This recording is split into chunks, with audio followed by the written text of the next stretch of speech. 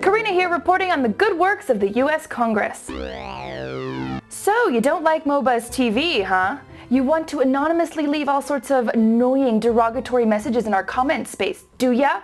Well, you're in luck, because we're not based in the States. If we were, boy, would you be in trouble, because anonymously leaving bitchy messages online is now a federal offense. The strange little law was slipped into the Department of Justice Reauthorization Act under the Violence Against Women section, ostensibly to punish cyberstalkers, I guess. Here comes the text. The law targets anyone who communicates online, quote, without disclosing his identity and with intent to annoy, abuse, threaten, or harass. Problem 1. The legal definition of criminally annoying. Problem 2.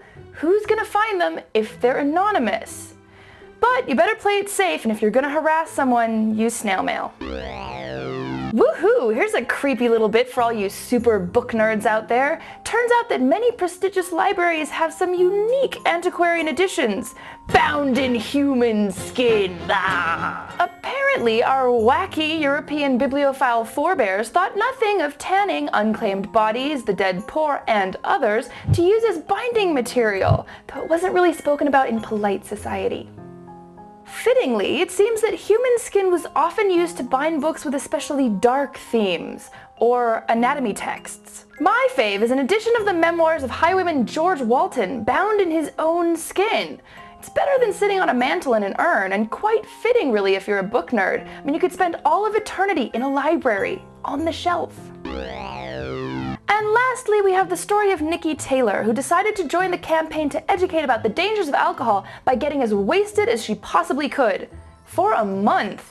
In the style of the movie Super Size Me, 39-year-old Taylor volunteered to study the effects of alcohol on her own body for the purposes of a British documentary film on the subject. She ended up drinking an average of 17 units of alcohol a day, when the healthy limit for a woman is usually considered to be 2 or 3. Among the effects she experienced were depression, increased risk of liver damage and alcoholism, weight gain, and because of the dehydrating effects of alcohol on her skin, she looked about 50 when she was done.